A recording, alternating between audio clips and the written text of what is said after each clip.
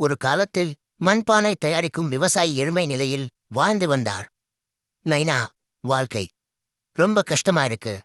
கண்ண மொழி எல்லாம் பிதும்புது. நீதான் உதவணும். அப்போ திடீர்னு பலமா காற்று வீசியது. என்னடா இது?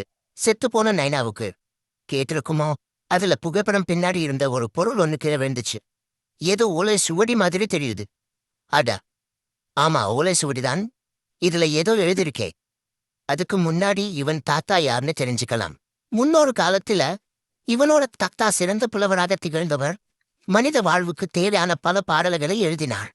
பல நாடுகளுக்கு சென்று அந்த பாடல்களை பாடி பல மன்னர்களிடம் வைடூரியங்கள் மற்றும் தந்த நாணயங்களை பரிசாக பெற்றார். இப்படியே இவர் இயற்றிய பாடல்கள் மற்றும் பெற்ற பரிசுகளின் எண்ணிக்கை குவிந்து கொண்டே சென்றன. அவர் வாழ்ந்து மறைந்த பின்பு அந்த விலை மதிப்பற்ற பொருட்கள் பற்றிய தகவலும் அவருடனே புதைந்து போனது. இப்போது அந்த ஓலை சுவடியில், நான் என் வாழ்நாளில் பெற்ற விலை மதிப்பற்ற செல்வம் என் சமாதி அருகில் புதைக்க. இதை படித்த பின்பு சந்தோஷத்தில் துள்ளி குதித்தான். மண்வெட்டி எடுத்துக்கொண்டு தந்தை சமாதியை நோக்கி விரைந்தான். மண்வெட்டியால் வேகமாக தோண்டத் தொடங்கினான். அப்போது இரும்பு பெட்டி ஒன்று கண்ணில் தென்பட்டது. மிகுந்த ஆச்சரியத்துடன் பெட்டியை திறந்து பார்த்தான். அடக்கடவுளே, என்ன ஒரே ஓலை சுவடியா இருக்கு? இதையா இந்த கிழவன் விலை மதிப்பற்ற பொருள்னா? ஒருவேளை எங்க இருக்குன்னு இதுல எழுதியிருப்பார் போல.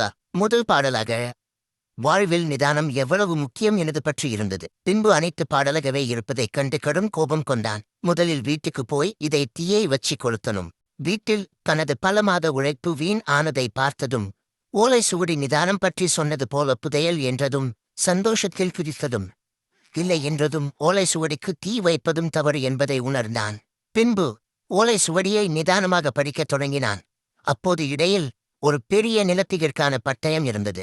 அது அந்த போர்க்காசுகளால் வாங்கப்பட்டது எனவும் வாரிசனா தனக்கு சொந்தம் என்பதை அறிந்தும் நிதானமாகவே இருந்தான். தனது முன்னோர்க்கு கண்ணீருடன் நன்றி சொன்னான்.